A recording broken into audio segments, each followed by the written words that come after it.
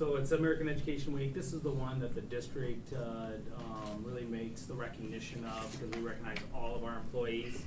And so it's the week of November 15th through the 19th, 2021. Whereas public schools are the backbone of our democracy, providing young people with the tools they need to maintain our nation's So it's American Education Week. This is precious values of freedom, stability, and equality. Whereas by equipping young Americans with both practical skills and broader intelligence abilities, schools give them hope for and access to a productive future. Does that bother anybody else? I feel like I'm back at the football stadium. Just like him. That is me. Whereas education employees by the custodians, be they custodians or teachers, bus drivers, or librarians, work tirelessly to serve our children.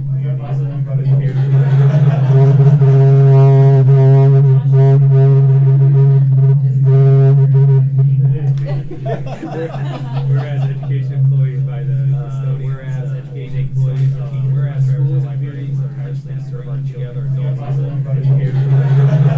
Elected officials in a common enterprise. Now therefore be resolved that we, the North Scott Community School District, do hereby proclaim November 15th through the 19th, 2021, our annual observance of American Education Week. Great public schools, a basic right and our responsibility. Oops. So looking for approval for that. Okay, so we need to approve it. Make a motion to approve. Second. All in favor, say aye. Aye. All opposed, same sign. Motion passes. All right, thank you for that. How often does proclamations occur? Is it every? We usually have 2 or 3 a year proclamations. We do this one every year. This one every year we do. Oh, that's right. Yep. Okay. Any other comments about that with anyone? Okay. Now we move on to a very good, exciting thing, recognition. Yeah, a lot of recognition, especially for Allstate band, chorus, and orchestra results. So our music students participated at Washington High School for the 2021 Allstate Band Choir Orchestra that takes place the 18th through the 20th at Iowa State University when we were on Iowa Public TV during Thanksgiving break. The concert will mark the 75th anniversary of the Iowa All-State Music Program. And you can see by the list that's provided to you, we have a tremendous amount of students. Not only have we done it once, but how many of them also have year 2, meaning they've done it twice through there. So congratulations to all those students in band, chorus, and orchestra who made All-State. And then next we have our orchestra junior All-State winners. We had 3 junior high school students accepted to the Iowa Junior Honors Orchestra. And remember, we don't start orchestra until 7th grade, so it's quite the honor to get going when some schools will start as early as 5th grade to that. And so we had Elena Owen for violin, Ryan Squires for violin, and Bren Raddick for cello. So congratulations to them. And then we have a video, I think we have a video linked in for FFA. They had their national convention and received some honors.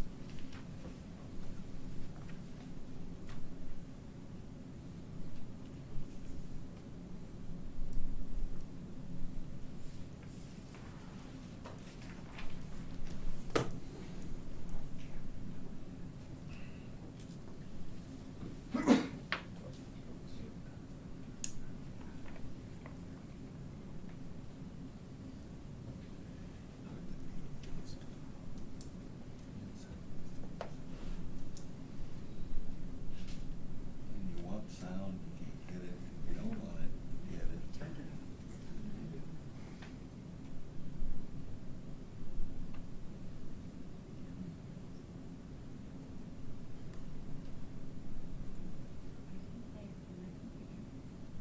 Here is the 2021 November School Board Meeting Agriculture Program Award updates.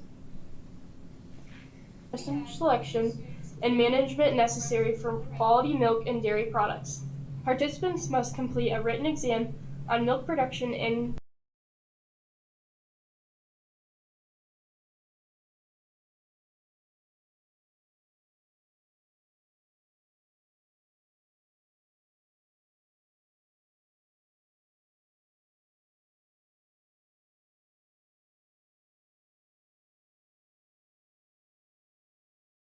individuals. For a team, they receive silver.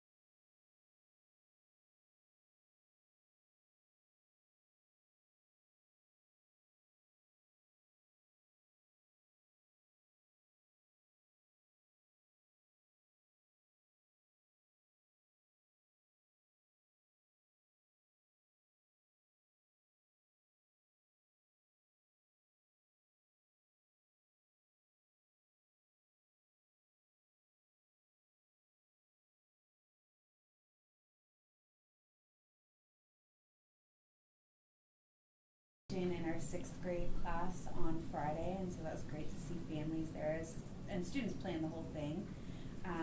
We have a stone soup plan for 2nd grade. I'm stoked for that. Not quite sure what all that entails, but that sounds good. And then our Grandparents' Day, which we do traditionally have right before Thanksgiving, the committee that works on that decided to postpone that to spring. They're hoping to plan an outdoor event this year.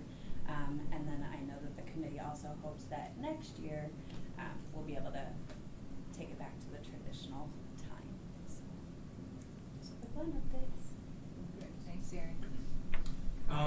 Over at Grissom, we've got some of our student clubs getting up and running, which is kind of fun this time of year. Our first Lego League is starting to meet for our 5th and 6th graders. Our student council is also starting to get going and doing some fun stuff around the building. Our music program's coming up on November 15th. We're excited because this year we can get back to being at the auditorium. We always spend that morning taking buses over to the auditorium, the high school, getting to do a practice all together and coming back, so that's always exciting for all the students that don't typically get to make that trip. We had a successful Halloween parade. We did make it outside with ours. Good turnout from our families too. I know they were excited to be back and joining us for the parade and for the parties. If you don't make it to Donuts with Dad, you can come to Pastries with Parents out at Grissom on Friday, November 19th. Again, some of those events that we're excited to see people back in our buildings too. That's good, thanks, Kyle.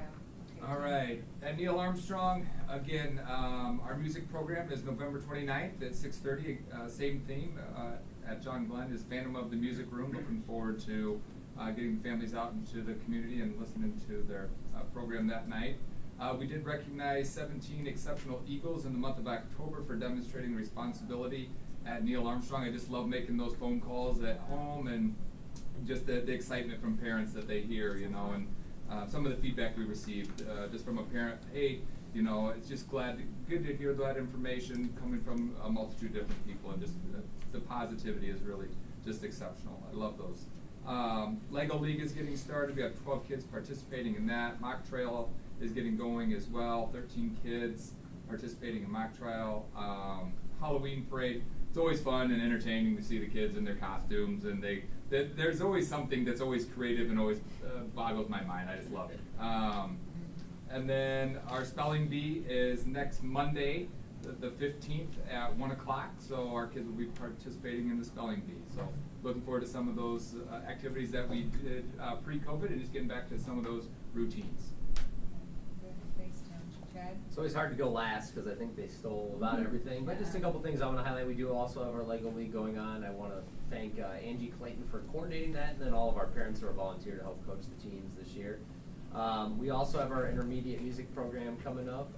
Mrs. Talbot's got the kids ready to go on November 18th. Ours is going to be a Veterans Day theme, so it'll kind of tie into, obviously, Veterans Day this week. 6th graders are completing DARE, and we thank Deputy Kohler for all the time he spends out in the building. I know the kids really enjoy that program. Our Rotary, the North Scott Rotary, has been coming out and reading to kids at our school. We thank them for coming out, and they're coming out again here in a couple weeks. Similar to the other places, we all had our Halloween parties. The kids had a lot of fun with that, and just finishing up the trimester here in the classroom, working on our academics and that stuff. So. I was going to ask you guys, did a lot of parents come to the Halloween event? Did you feel a lot of parents showed up? We had we had a really good turnout. We Yeah. had parents volunteering to help make the classroom parties go, and then outside we had the whole sidewalk area lined up with parents to watch the kids come by. So Definitely the parades, but I wondered inside. Okay, thanks. Good job. All right, John? We just got done with our conferences both at the high school and at the junior high, and it was nice to see parents again come into the building. Maybe not quite as many as what we've seen in maybe 2 years ago, but we did have a virtual option as well, so many parents did opt to do that. PD today was awesome. I got to sit in the high school library with math teachers from the high school and the junior high, really talk about the proficiency scales and really just getting started with some of that vertical alignment. It was just neat to see them talking about what they do at each grade level and how this works at this grade level. And so I think all of us are very excited about where we're going with vertical alignment. couple of surveys which, all across the district, I think in 4th, 8th, 10th, the Iowa Youth Survey. So our kids took that Sixth, here, yes. 6th. And so our kids did too, and then our 8th graders took a survey called the SDQ, Strengths Difficulty Survey, that a lot of schools in the Quad Cities take, and we've started to do that the last 2 years. We also, as you saw, we're really excited about all the success of our music people, but we'll go through that again. And really the most exciting thing at the junior high in recent weeks is the visit by Chris Nikich, who was the Down syndrome gentleman who ran the Ironman triathlon. We had a great speech, and he has a great story, and then it was just fun. He challenged anybody who wanted to come down and do, I think they started off with 30 push-ups and 30 sit-ups and 30 air squats, and then he did it again, and then he did it again, and our kids were excited about that. It was a lot of fun. It was a great message of inclusion and just self-determination and a way to do that. So our kids at the end of that then went back to their ATs, and they got to then work with their AT teacher and develop their own dreams and goals and start thinking about what would be the first steps. So it was really fun. It was a great day. And, That was a great idea afterwards. well, I was fortunate. I saw the ESPYs just over the summer, and that next week I contacted him, and I think he's just booked like all the time now, either with competitions because he just ran the New York Marathon, or speaking to Microsoft, and he's speaking to everybody. And now he has a new Adidas contract, so if you want to buy his shirt now, it's $10 when I send that out instead of 25 on their site. So yeah, it's cool stuff. That's neat. Did you keep up with him with the sit-ups and? No, I didn't take part in that. Thanks for leaving me something. Yeah, you got it. Thanks, John. Okay, Shane. I guess ours, I've got our new Aviation Club, and I've got the website link there, so if you guys are interested in that. Our volunteer coaches are awesome. You know, they're donating their time to help us start that, and I think we're up to, we had 20, and I think we might have 18 that are through the training, which is pretty awesome. We're doing that with Bettendorf and TV, if you guys weren't aware of that. And then we had Chris Nikich come to talk to the high school as well. I do have our live stream link there, so if you're interested in watching this presentation, it's there for you. And I have a Sports Center link too that we showed. It's the one that I think is the most powerful. They're both good. There's two. There's a short one, there's a long one. I put the longer one there. A few pictures there for you as well. And then our IJAG took a field trip to EICC, which is a neat experience for them. Jennifer Beekle was leading our ELL training with our teachers, which is pretty powerful. It's really neat to see the teachers engaging in that work, and it's really kind of exciting to have that diversity coming to our school district right now. Then a picture of Mr. Simmons' class, and they're beginning to work on their projects and the big shed project, so the kids are excited for that possibility that leads into the student-built home. Our counselors and teachers in English 2 are also doing the SDQ. I'll just add that it's a kind of a Tier 1 intervention that's used by our MTSS team to help, help our students that may be struggling in certain areas, with COVID and all of the struggles that they've gone through. It's nice to have that extra screener. I've got the parent email there as well. So kind of in a nutshell, John hit most of the stuff I was going to talk about. That's good. 1% better. That's good. Thanks, Shane. A lot of good activities you guys are all doing. Do you guys have any comments for the administrators or questions? Anybody? I would comment that on Thursday, the North Scott Rotary is bringing dictionaries to all your elementaries, and I think you probably all are aware of that. But if you want to help, anybody wants to help, that would be fine. Just ask me, and I can give you the times that we're going to be at each of the spots. So it's an exciting. The kids love it. The kids absolutely love getting the dictionaries. Good to know we're still using those books. Yeah. The other thing that goes across to all the buildings is we did receive a $188,000 grant from the state of Iowa for mental health, and they finally have released the information on it, and so the committee is starting to work on that rollout. I think we have 2 years to spend it. It's like 2 years to spend the money. I'm sure it's part of the ESSER money that came to the state level, and so How it's much all was for that? $188,000 for mental health. Great. Oh. So 184. 184. Thank you. Still, that's wonderful. Just a report to the staff that's in here, the FFA did a great job this year of sharing the workload and hopefully learning some things in the process, and then they ended up with very good yields. Now the only challenge they have is hit the high market. And if they do that, there'll be a lot of people that will be after their expertise because it's hard to get. But they did a good job, both on corn and beans. John and I enjoyed working with them, and they're just good. I'm glad you said that. Thanks, Glenn. Thanks for your help too, John and Glenn. All right. Thanks again, everyone. Let's move on to the data review presentation for anyone.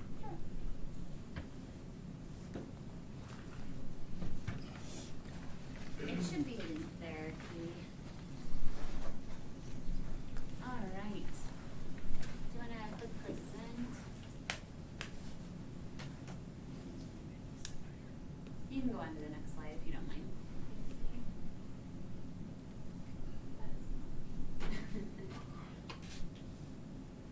Okay, so this evening, there are 3 different types of data that I've chosen to highlight for you. The first is FAST data, which is data from grades K through 3 at North Scott. It will highlight our overall level of proficiency and show historical data as well. There are also breakdowns by grade level that include local and state comparisons. The next data set will be Isafs data from spring 2021. Students in grades 3 through 11 take that assessment, and I'll be showing data in ELA, math, and science. I've also shown some data back from 2019, which was the first time that we took the assessment, and so I have some comparative measures to show you with that. And then last but not least will be our fall math data, which shows where our students came in this fall. Grades 4 through 10 took that assessment in reading and math. So the first set of data is our FAST data, which again, students at North Scott in grades K through 3 take that assessment. North Scott data is highlighted in blue there. AEA schools is highlighted in the orangish-red color, and then the state proficiency levels are highlighted in yellow. You'll see that the data sets start back in fall 2019. We do take the assessment 3 times at North Scott, but this evening I just showed fall and spring scores. Also, you'll notice that there's not a spring 2020 report there or scores there, and that's due to the spring closure. We didn't take the assessments that spring, so there is that gap there. So this is overall proficiency for students in grades K through 3. As you'll see, more times than not, our data comes in above the state average. One trend that we do see from fall 2018 to spring 2019, and again from fall 2020 to spring 2021, is our proficiency levels from fall to spring actually do fall. It's not a trend that we like to see, but we are confident that some decisions we've made with some professional development in K1, 2 will help address some of that proficiency loss that we've been experiencing. It's my hope that it may level off this year, and then we'll begin to see an upward trend with some of those spring scores would be our desired hope there. If you go on to the next slide, it will show you the kindergarten proficiency. So this is all district kindergartners put together there in those blue bars, again in comparison with our AEA regional schools and then the states from across, the schools from across the state. Similar trends that you'll see, proficiency levels falling from fall to spring, but again, more often than not, we are above that state average.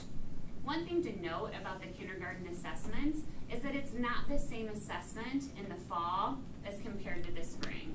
The fall assessment is quite a bit easier. It really focuses on that letter recognition, the sound naming. Laura, feel free to jump in. Concepts about print, yes. And then in the spring, it's much more demanding of the students, and so we do believe that accounts for that significant drop in proficiency scores. But again, we have made some moves with professional development this year that we're hopeful to see. Not that quite extreme of a dip. Hopefully it levels out here, and then we'll see that upward trend from fall to spring. You go on to first grade. Same thing with first grade. The assessment in the fall compared to the spring is different for our first graders. In second and third grade, it is more similar than not. You can see a similar data trend there, but not quite as a dramatic of a fall from fall to spring proficiency levels. And then second grade.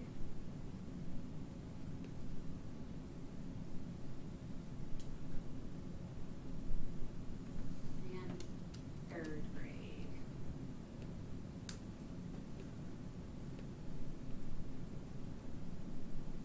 Are there any questions about the FAST data that I can answer for you? So, excuse me. So, sorry. Hold on.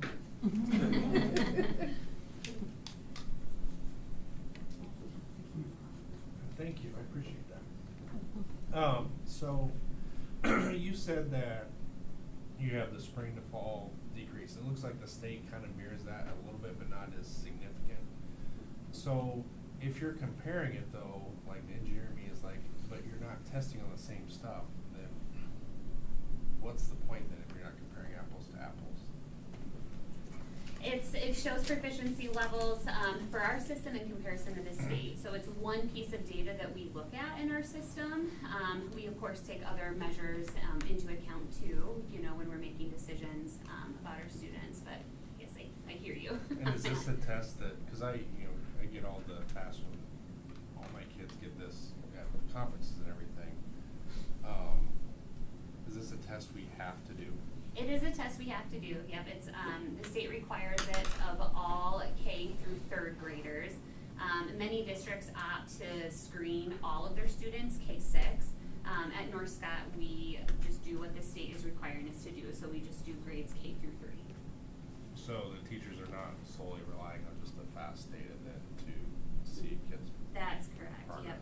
We use local measures as well in those grade levels, and then in third grade we also have Isafs data, which is another external data point that we can use to see if we're on track with our internal measures. Okay. So then last question, is FAST, does it check for comprehension or is it just check for the kid can read a certain speed or can say the words correctly? Comprehension is not part of the assessment. So, so the kid can read as fast as they can, but has no idea what he reads. It could be, and they would score very well on this assessment. To follow that further, if the tests are different at different places, are we testing at least kind of the same stuff? You mean, are they assessing the same types of things? Yes. In kindergarten and first grade, the assessments are quite different from the beginning of the year to the end of the year. Okay. In second and third grade, they're more similar. But at different spots in the state and the AEA, they would be very similar at Oh, similar yes, times. it is Yeah. standardized, and so Okay. all students across the state are taking the same assessment. Okay. Yes, All right. yep. All right. And it appears that North Scott is doing just very well compared to our counterparts. Yeah, I mean, we definitely like to see our bar the tallest of any, right? We want Right. to see that. More often than not, we do see that. In recent years especially, that's a trend that we see. Okay, thank you. Okay. Especially it's good we're above state average. Right, you definitely could be above that. It would be Yeah, I desirable, know, right? yeah, for sure. Okay, thanks for calling. Thank you. So the next set of data is from our Iowa Assessment of Student Progress, and this assessment covers students 3rd through 11th grade in the areas of ELA and math, and then grades 5th, 8th, and 10th take the science assessment as well. So this slide shows you proficiency levels for each grade level. It shows where North Scott falls in comparison to the state average. Similar trend to what you see in FAST, we are above the state average for each grade level, which is exciting. You know, there are, you know, this 64% definitely shows that we have room for improvement. As I was looking at data this fall though, and you know, looking at some effects of COVID, it does show that the younger the students were, the more affected by our spring closure and, you know, schooling during COVID year. It shows that they were more affected the younger they were. It levels out around junior high in some of the data that you will see as well. So that was for ELA, which is reading and writing. This is our math data, or excuse me, math data. As you can see, we're higher than the state average in every grade level as well. Oh, we got some great third graders.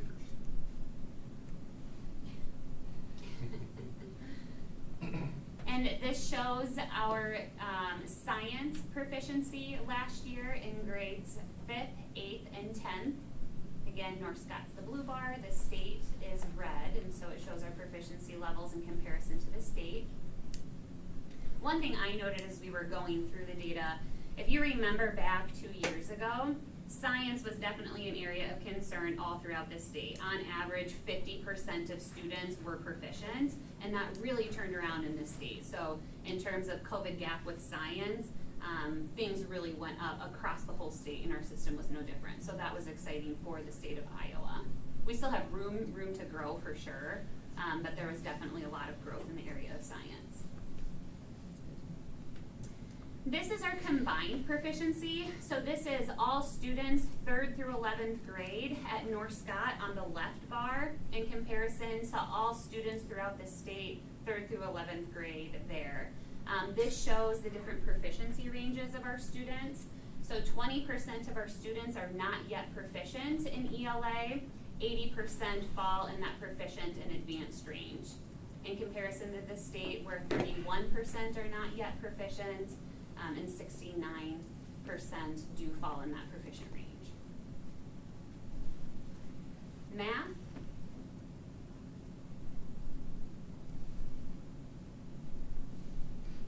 And we can see it. I just figured people take a peek.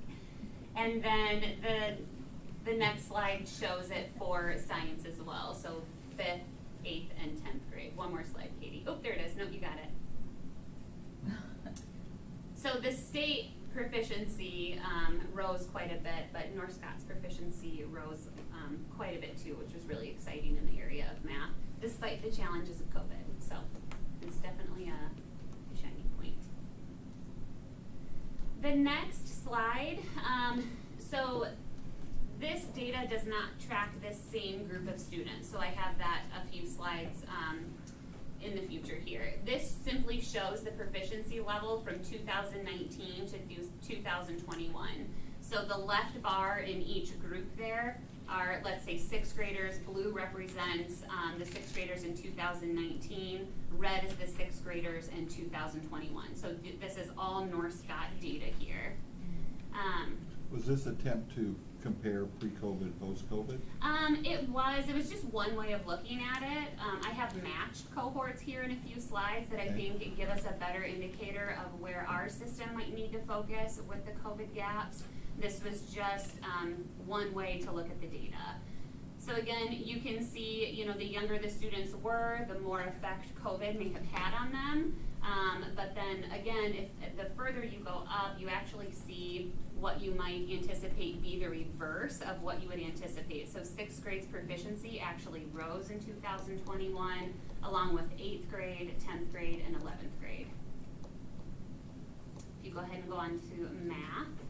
Or I'm sorry, this is just a different way of looking at the same data. So anything that comes through in that bright blue shows that proficiency was higher in 2019, whereas further off on the right-hand side, anything coming through in that brighter red just shows that proficiency was higher in 2021. So just a different way to look at the same data. Go ahead and go Brittany, on. are these taken at the end of the year? Yep, so our window was April. During the month of April, we tested students. We start with high school and junior high, and then elementary tests the last 2 weeks in April. Yep. And that's set by the state, all schools, right? Mm-hmm. Yep. All schools All are in the schools. spring now. It's March or April. You get to choose your window, but yep. So this is the data, again, same thing, this is not tracking the same group of students. Again, this is 6th graders in 2019 are in blue, 6th graders in 2021 are in red. You can see with ELA, we did have some proficiency levels higher in 2021. With red, it was consistent. The proficiency did drop from 2019 to 2021 with all grade levels.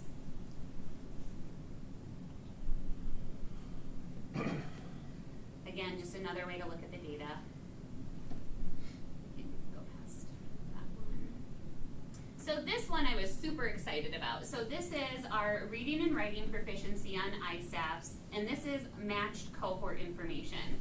So if you look at each bar pair, so like the very left one, for example, this tracks our students, so 3rd graders in 2019 are in blue, and then that same group of students we tracked up to 5th grade. So this is a little bit more apples to apples. I did not account for students moving in or students moving out, but for the most part, it should be about 80% the same students that we're looking at there. So when you look at this, I think this really highlights the hard work that our students and our teachers did during that spring closure and all of last year teaching in some unusual circumstances. With the exception of 3rd to 5th grade and 9th to 11th grade, our proficiency levels stayed the same or increased slightly. So despite the rare learning and teaching conditions that COVID presented to us, we fared very well in ELA, and I think this is something really to be proud of. We have work to do, right? We want to see proficiency levels above 73%, absolutely. But I think this slide really highlights some things we can be proud of, the accomplishment of our students and teachers. Bernie, does this just have kids that were in North Scott schools in 3rd grade and then again in 5th grade, or is it just a 3rd grade class and then as it progresses through, a kid may have moved in? Does he get? This does include move-ins, so, and it doesn't account, for move-outs or anything like that. Yep. So it's about 80% of the students represented here are the same. Okay. So it's more matched than I could get any other way. So that shows ELA proficiency. So, Bernie, have you looked at this before, this matched cohort? Have you done this one before? We showed SIAC last week. Yeah. Yep. But prior In to the this, prior, no, yeah. We haven't been able to because Right. this is only the 2nd time we've taken the assessment. Okay. So, and That's then what we I- were closed in 2020 and didn't take the assessment Right. then. Okay. Good. so when Sue This Kane is was good. here, we would have had the old Right, Iowa test, right. and she probably did some Okay. cohorting of that. Yeah. Mm-hmm. Okay, thank you. Do you find a general theme though with 11th grade that, they're kind of tested out? I'm gonna look to Shane on that one more Like so. senioritis there, Molly? Yeah, a little bit. Appreciate It depends what the test is. Yeah. ACT where they see more value in it sometimes, they'll hit that one a little harder, but sometimes. Yeah, and that's what, for these, right, if they're taking them every year for 4 years and then they have the ACT, they probably prioritize what they put their efforts into, I would imagine? A little bit, yeah. Okay. The spring is a really busy assessment period for all students. By the time that the MAP assessments rolled around in the spring, I think teachers and students were, it had been a long year, so. Okay, so the next slide shows matched cohort data for math. So a little bit, one more. A little bit different of a story. We didn't maintain the same levels of proficiency like we did in ELA. This data does match the nationwide trend of math proficiency slipping though, and so we are seeing that in our system. Looking at proficiency levels though, it's interesting, we fared better in overall math than we did overall reading, but proficiency levels were more consistent in reading than they were math. So we're excited about the work we're doing with math this year, with vertical alignment and the numeracy project. We're really hoping that hard work pays off when we look at matched cohort data in the future. So this one is cohort 2? It is, yep. Oh yeah, my label doesn't say that, but yes, that is matched cohort data.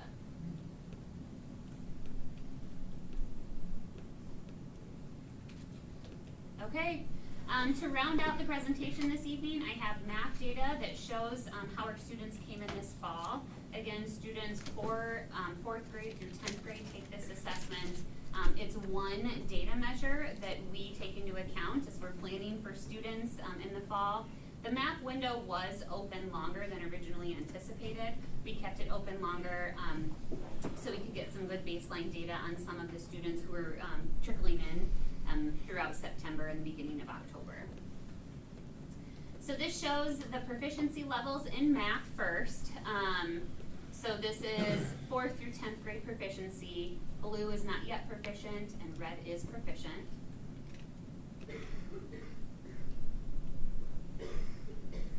And the next slide shows our reading proficiency and where we came in this fall. Is it generally this trend that the upper grades are more proficient typically? It is, yep. We see higher rates of proficiency the older the students get. There's sometimes a dip in 5th and 6th grade, 7th grade, but yeah, in general it gets better as they go. Is this our most historic data? Because MAP's been around for quite some time. Math has been around for a long time, yes. So this is the one we could use right now for trends because we don't have anything else. We could, yep. Yep, we definitely could. Some of the district level reports were hard to pull for the fall. I didn't have comparisons to the state averages yet or just national averages. I think those must take a while to generate within the system, so I'll be anxious to see where we fall in comparison nationally. Katie, okay, yep, last slide. Any questions?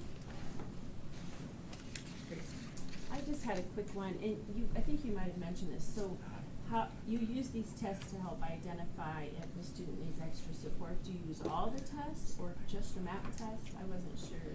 It's one data point, so it's kind of our external measure to see if our internal measures kind of match, right? And so it's a good way for us to have checks and balances within our own assessment system. To kind of confirm that what the teachers see is what the data is showing. Correct. Yep. And so if we suspect that a student may be struggling a little bit in literacy, for example, and let's say that student might be new to us or has been with us for a little bit, but all of a sudden we see something, ooh, this might be looking into a little bit more.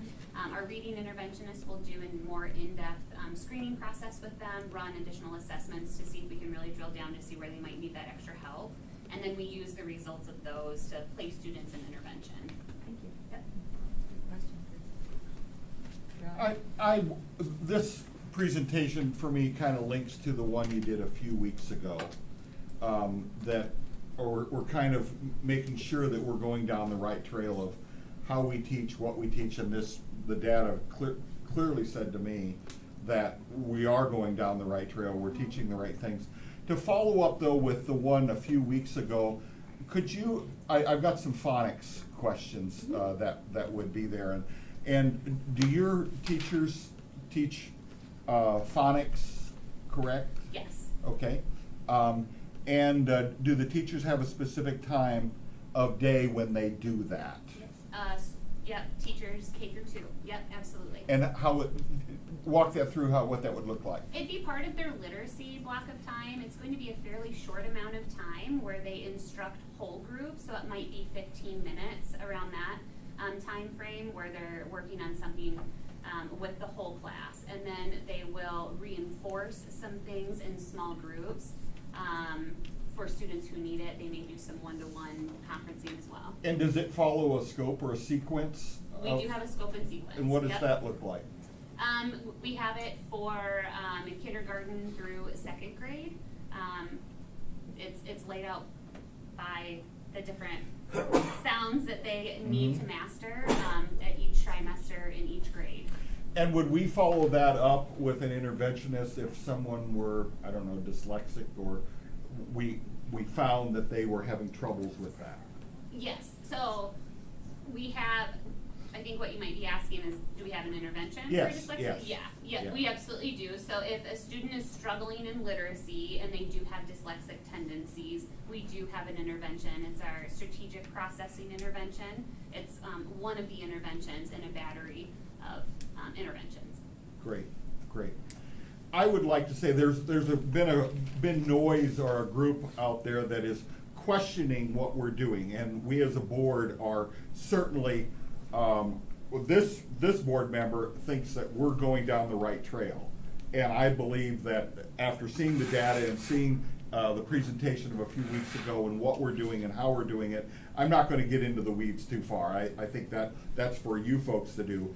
But this board member thinks that we're doing a fabulous job, and I have no intention of changing what we're doing, and you're guiding the boat, and I'm glad you are, and you're doing a great job. Thank you. We appreciate the support. Thanks, John. I'd like to piggyback off that and hearing this, hearing the other, doing a lot of background history, which we all need to do and we all have done. I'm very proud of our staff and what you guys all, everyone, what you continue to do to help improve all of our kids. And I again, as well as John, I want to thank you for that, all the staff, because this is not easy. And you have some proven results, and I think we just need to keep forging forward as we're doing. So thank you for all you guys are doing. Thank you. Teachers work hard. We do. Sure do. Could have been easy with the COVID year in there, and then the Isafs being so new and trying to compare.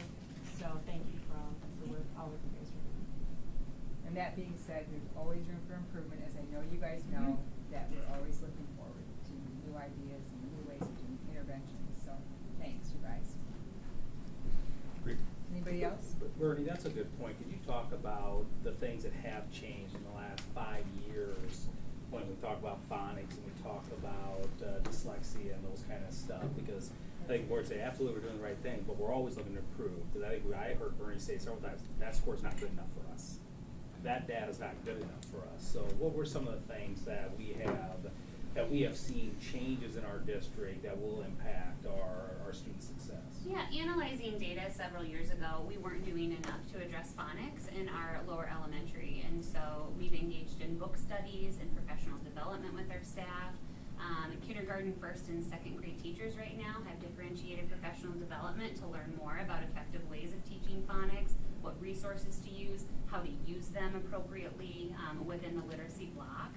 So we're always looking for ways to get better, and I think addressing our gap in phonics is just one way that shows that, yeah, there is room to get better, and you know, we're going to look at what the data is showing us, and we're going to keep going with what's working, and we need to tweak what's not. It's what we want our teachers to do every day in their classroom, so as a system, we have to do that. Right, yeah, those are good changes to look forward to. You guys, anyone else have anything they'd like to ask or say? I had a question. One of the, I think you answered it, fall, my question is, were the tests the same? And you said fall and spring are different tests. And then just so obviously you answered that question. But I think what's helpful too for me is to see the cohort graphs, to see how people are progressing, because I'm sure there's some variation between kindergarten class one year and kindergarten class the next year, and that's a really good gauge and one point. And I think the cohorts help us to track a group, and I was kind of mentally doing that with the graphs as you were doing cohorts and trying to find, and there's really, it looks like some steady growth between, if you look at it from a cohort standpoint, of all your graphs. So I would expect there would be some dip like you saw from 2000 and stuff, but I think there's a lot of great data here that shows the level of effort that staff puts in, and what you do to make our kids succeed. So thank you. Thank you. Thanks, Mark. Anyone else? Thanks, Bernie. So much. Thanks, Laura. Let's move on to old business. Budget and recommendations. I know Luann's here tonight. She is. Yes, Luann is here tonight. It's good to see you. Yes. It's been a while since Yeah. we made you wait an hour. And Yeah, really. Oh, did I come last year? I don't think I did. Anyway, we opened the bids up for 3 new 71 passenger propanes, and we got 2 bids in. And the lowest one is for school bus sales at $342,069. So hopefully the board will approve that recommendation so we can place that order with hopes of them being delivered in 2022, 23, hopefully in 23. we hope. It's like everything else, production is behind, but. Is it a tragedy if it gets extended out? Where are we at, 10 months, already behind somewhere? It changes daily. We just got notification of another shortfall of parts that's gonna affect it. That's the shortage of parts. To answer, John, your question, because we had bought extra buses due to the Volkswagen grant, we could miss a year. Yeah, and we'd And be we'll still still be fine. back on pace to get our 3 buses a year. This will take us to 25 of the 26 regular routes will all be propane now. Oh, okay. So, you know, the next purchase will then put us in, some of our spare buses will start becoming propane. So we'll be, you know, getting quicker, or getting, the day isn't too far off where we'll have no more diesels in our system. And I think I asked this 2 weeks ago, 4 weeks ago, but I've forgotten, so forgive me. When do we update our propane station? I mean, now that we're darn near at that. You know, I really don't know. When you look at, it's the actual route buses. You know, right now we got 22, and we're doing fine with 4 tanks. You know, he comes like, I'm gonna say every 10 days, and he probably could wait longer. But you know, we're not doing field trips as much as we have a couple years ago. Sure. So, you know, it's really hard to tell. It really is. You know, we may have, you know, 40 buses, but they're not all on route, so they're not gonna, you know, be using fuel as. Would we have a savings though if we got a bigger tank? Well, yeah, you would, because you'd be coming in with a tanker and versus what we're doing now. I'm not sure how much. I'm gonna say maybe 15 cents more off. I don't know. Well, I don't know. That would be just a guess. I mean, our volume is what we're gonna buy, the same amount of volume, it's just the delivery would be less, so you Right. would save there. But the cost of the tank is, if we have to purchase the tanks, some districts end up, because of the bid you do on the propane, you might get the tank as Right. part of the deal. Right. So it depends on how we do that, because a brand new tank of that size is not cheap. Right. And so. We can bid it, you know, we So can let's bid do them that, out. get the, buy the, you know, buy But the we gas. will explore lots of ideas if it comes to that. Yeah. Just err on the side of having it full. There's also the chance of, we have a large tank in Donahue that could be a piece of that puzzle too. Oh, the one at the school? Yeah. Yeah. Yeah. I mean, that. And you're not gonna use it, or what? No, but use it as a fueling station as well. Yeah. So, I'm going off of, there's a large tank in Donahue at the co-op as well, and they use that for drying corn and also for sometimes filling whatever with it. So there's that possibility as well. Good point, John. The price on the buses is, remember they went up 2 years ago because of new state regulations, $10,000. That's seat belts, it was increased fire protection. There were a number of things, it was about 10,000. Obviously the next 4,000 or 6,000 they went up again is due to purely the supply chain and what's happening right now in this cost of living adjustment. So they are more expensive, but wasn't as bad as I thought it possibly could be, knowing how far they're behind in production and those kind of things. I have one more question, and it's kind of related to this. The bus that was in that fire in Clinton, did we receive that one yet, or are we still waiting to get? Oh, the one up in Waterloo. Waterloo. Yeah, we got that bus. We got that. We got that one already. Okay. Okay, any other questions for Luann? It's time to do it. Okay, let's move on then to, for board approval. I make a motion that we approve the bus bids as recommended. I'll second it. All in favor, say aye. Aye. All opposed, same sign. Motion passes. All right, Luann.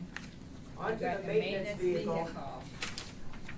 So this is the cutaway type van that the maintenance department is needing.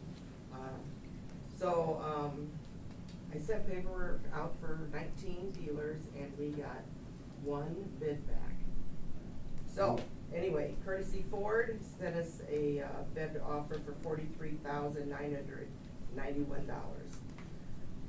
So with board approval, I would like to purchase that vehicle from Courtesy Ford, and again, it'll probably be 2023, my guess, Well, hopefully. it definitely will be in the next fiscal year. Yes.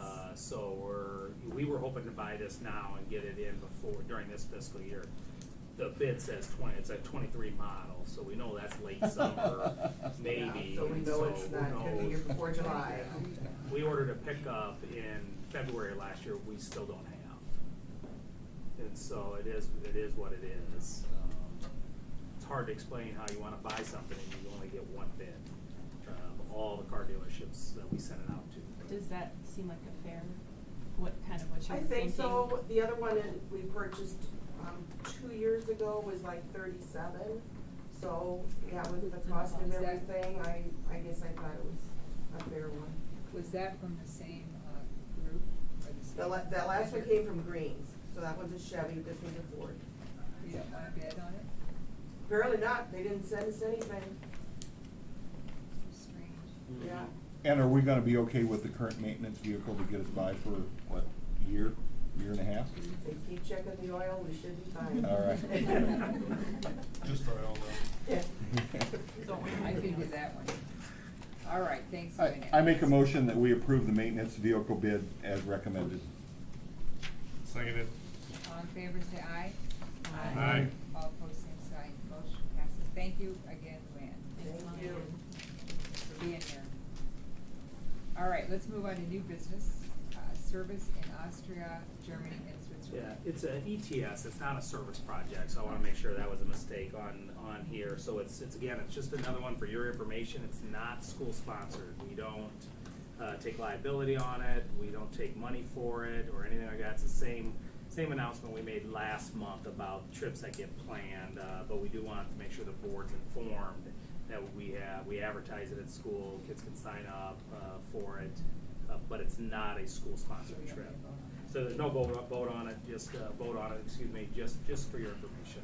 And it's not a service trip, it's a educational tour through ETS. Thank you. Okay, Friday early out recommendation. Okay, included in the packet was the calendar of adding early outs starting in December. The reason for this is to give our teachers more time to work. It is not to give our teachers time to leave on Friday. And I know that, we're always dealing with social media, and when we look and we see somebody says, well, why are you letting them out early? That's not the case. What's happening to us is the labor shortage impacts us just like it does the rest of the industry. When there's no subs and there's no hour, our aides have nobody subbing for them, teachers have to cover for those individuals. So they lose their prep time, they lose time that they would have had to do the stuff they need to do it. On top of that, we do have bigger gaps this year. We have more extremes within our classrooms that require more level 1 interventions, more data collection. There's just a number of things when it starts adding up, and we look at the stress that's happening in not just our school system, but throughout the state, throughout the nation, with this labor shortage and the stress of education, we want to give our teachers more time. We can't continue. We've lost, in the last calendar year, we've lost 3 teachers to the profession during the school year. And so we have to be looking at lots of different things. How do we hire positions? What kind of sharing do we do? Does that cause even more stress? What are the things that we can do? Well, right now, what we can focus on, we can't eliminate all stress, but there is something we can do right now to give them more time. And the reason we picked Fridays is for 2 reasons. And I know how the perception easy could have been, oh, you're just letting them go home early on Friday. No, one, we feel families have a better opportunity to plan for a Friday than a Wednesday. The other thing we want our staff to do is get your work done instead of working on the weekends so you can relax, spend time with your families. And that's what we saw last year when we added it, and that's what we're looking at doing again this year. So that's why I'm making that It's recommendation. not every Friday. It's not every That's Friday. some- I think people. Yeah, it's not every It's not Friday. every Friday. Thanks, Tracy. Yeah, thank you, yeah. With the, It's like with once the a month. existing early out, so I think maybe that's the perception is, cause one of the months there's 3 Fridays, 3 of the 4, 2 of the 4, 3 of the 4. Yep. So we already have Oh, yeah. Grading and the periods were 4. already early Yeah. outs, before vacation was an early out, the last day of school. So these are 10 additional ones, and so there's a number of Fridays we're going full day. So it wasn't like last year, it's every Friday. There are 10 additional ones. And now waiting until December gives our parents almost a month to plan accordingly. And our elementary principals will reach out to our elementary families to see if there's any help needed for daycare, or anything like that, because the last thing we want is a 8-year-old or 9-year-old going home to a house empty until 5 p.m. at night. And so, you know, we will work with individual families if that's the case, and whatever we can do to help out. We have an after-school program. We have rooms still available, and so we want to do that. But So you have parents who just contact? good contact. They'll reach out to just Right. in their weekly updates to Good. reach out to have families contact them. Good. We'll handle it at the building level. I move that we approve early outs on Friday. Second. All in favor, say aye. Aye. All opposed, same sign.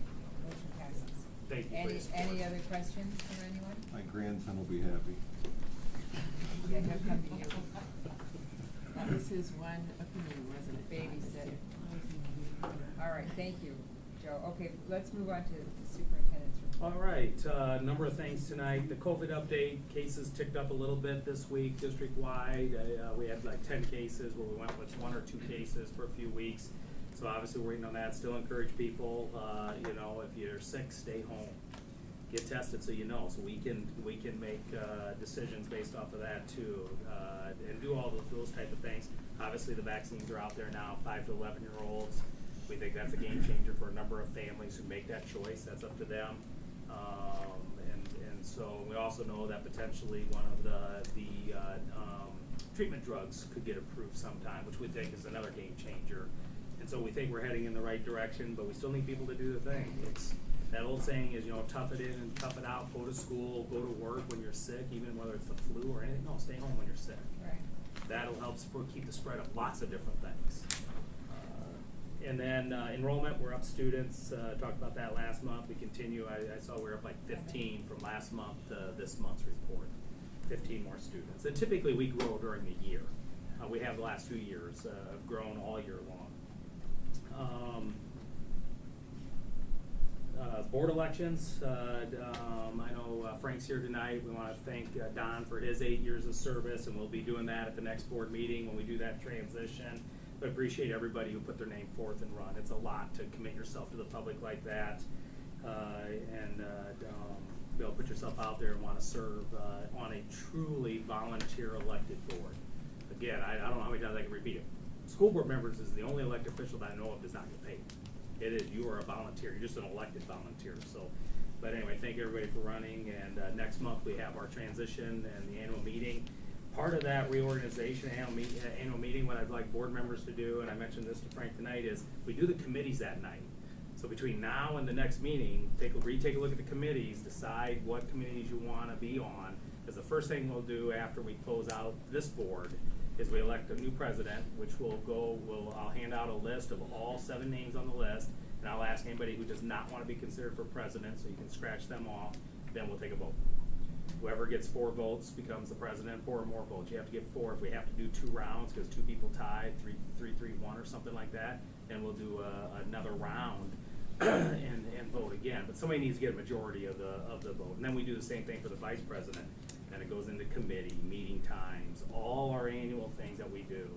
And so that will be, you know, probably the first half of the meeting, next meeting. But And that's at Allen Shepherd. it's at Allen Shepherd, yep. And so I've already told Chad that plan on probably closer to 7:30 before they present, instead of presenting around 7, just because it will take us a little while to get through there. We'll take a 5-minute break in between the 2 board meetings, one to get a chance to truly thank Don and do that type of stuff at that board meeting, and then we'll come back and then we'll go through that annual meeting. Okay? So that's how it works. But committees, it seems like every year I always forget to warn you ahead of time that says, hey, look at them because we decide that night. So our plan is to try to decide that night. Send out reminders. So, yeah, I will. I'll remind you in the weekly updates. Our last Saturday, our administrative team, a number of us participated in the polar plunge, raised over $2,400. We were the highest team to raise money for Special Olympics, which is very dear to the North Scott School District. So thank you to all the administrators, everybody who contributed and participated. And it was a shock when you hit the lottery. Some good pictures. Everybody came up like, they're really good pictures to see. So it was tough. Yeah.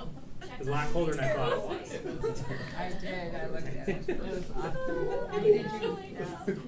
Who did you jump in with? Oh, Stephanie. Stephanie Farcrew. She took my hand. I thought, oh gosh. That There's no turn back. It was well water right out of Long Grove, so it was at 50 degrees. Oh Like, my yeah, God. It was cold. I think it was when I did it at Westlake was warmer this time of Yeah. year than that well water was. Wow. Yeah, it was cool. It was fun. Thank you. It was All right, a well, great, thanks a lot. great event to do. Yeah, everyone. December board meeting, just remember there's only one meeting in December. Right, it's actually the first Monday of winter break, so just remind you of that. And then board convention, if you're driving with me on next Wednesday, we'll leave at 9 o'clock from here. That'll get us there at 11:30. There's lunch, and then we do our 1 o'clock sessions. So 9 o'clock from central office. And then Veterans Day is coming up. Want to thank all of our veterans for all their service. We have a number of veterans on our staff. I know the junior high, you guys have a program, I think it's a virtual one again this year. So I was asking the teachers, elementaries. I always get cards every year from a number of the elementaries. I know there's a number of activities throughout our school district for Veterans Day, but definitely want to thank our veterans for all they do. John mentioned, the teacher that resigned also is going to full duty, though, so, he's a veteran and willing to do that full duty for our country. So we appreciate everything our veterans have done and will do for us. And that's all I have. Luann, you want to say about the angel party? I think you all read them. So the angel party is December 2nd. We're gonna have breakfast at 8:30. We're gonna have pancakes and sausage and eggs. And then we'll start, doing the baskets. They changed the, angel tree as far as the gifts. We don't have to wrap them anymore. They want them unwrapped. So sort of took away the fun for us, because that was sort of a fun thing, watching them unwrap. You don't know what are you saying? Then don't wrap. It's covered, isn't it? What? It's covered, isn't it? Yeah. So we just have to make the them baskets anyway. and then we'll head out and start delivering. And last year the seniors wanted people to come in and we didn't, of course. So hopefully we can visit longer. That's nice. They get lonely being home, so it's a fun thing. Yes, very nice. It is very. Good cause. Thanks, Luann. If you get a chance to stop, you've never been there, stop. If you can do it, or one, it's just an example of what our bus drivers do, our transportation department, and that's why we have enough drivers because of these type of activities, and it's just a good feel. Making everybody's happy. It's a great thing. Food is always phenomenal, so it's worth going. Okay, thank you. Thank you, guys. Is there any more board comments or?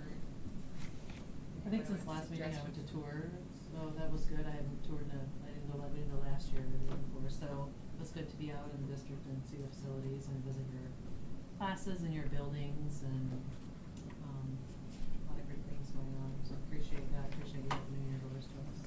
So we've had a number of tours, Molly, Tracy, tomorrow, Glenn and John, Mark. No, Wednesday.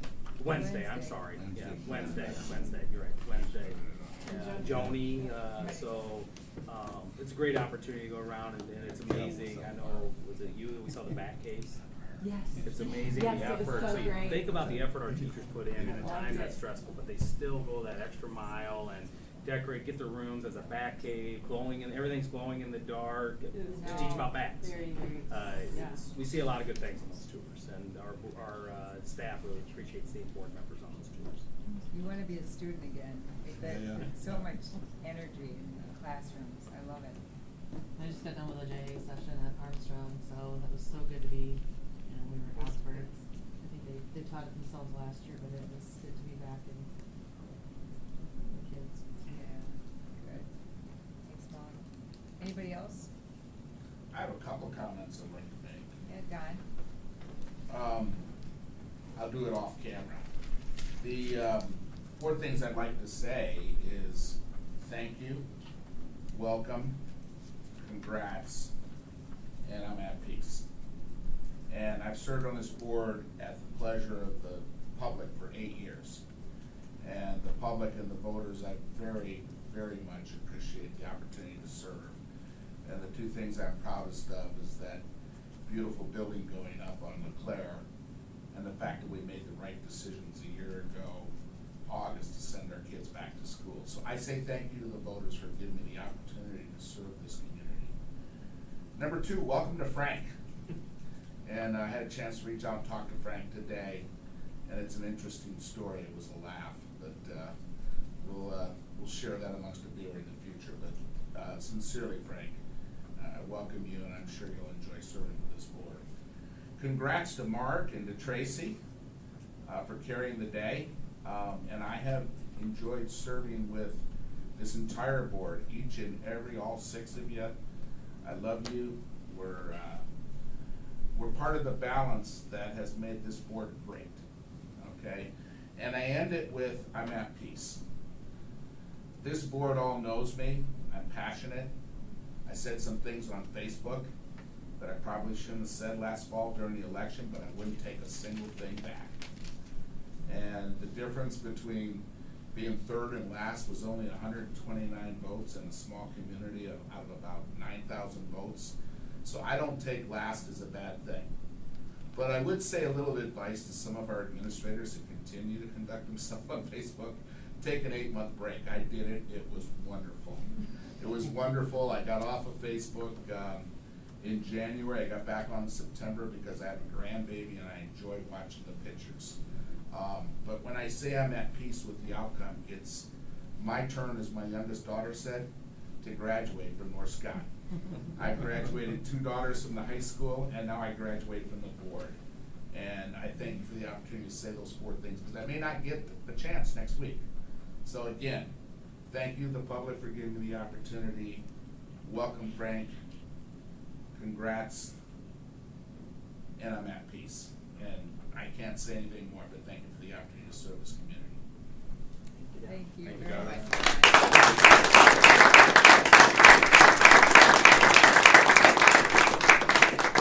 Very well said. Thank you very much. Thank you, Don. We all have more to say to you at our next meeting even, so thanks a lot. We know Good. that about you, all those things, we know that about you. Wouldn't change a thing. It was all good. We had some good times, and we served our children well. That's what everybody up here does the most. Is we're here for the kids who wouldn't be here. That's right. We've all enjoyed serving with you too, and thanks for saying all that, Don, very much. Anything else from anyone tonight? I just, one last thing to Don, I just enjoyed, let me tag along to be the delegate. So Don, there's legislative, priorities that the school districts have, throughout the state, and there's a smaller committee that gets together to kind of put those together initially before it goes to the delegate convention, if you will. And Don's on that committee and a small group of people that put that together. And so I've been able to tag along with him the last couple of years to the convention. It's really a neat thing to see where you're trying to decide as I don't know, there's probably 300 and so people in that room that talk about priorities and talk about, kids, different districts have different needs. But just want to thank you for exposing me to that process and introducing me to people and just learning. There's truly multifacets to, doing this work that we do that, I don't think you can fathom unless you're in the role. So it's an important piece. Thanks for letting me tag along the last couple of years and just getting that view of how everything works too. I enjoyed it. Thanks. Thank you for doing that, Molly. It's well put, Molly. Thank you. All right. Well, we have one more motion then for tonight. Can I make a motion to adjourn? Second. All in favor, say aye. Aye. All opposed, same sign. Thank you, and thanks for being here tonight, everyone.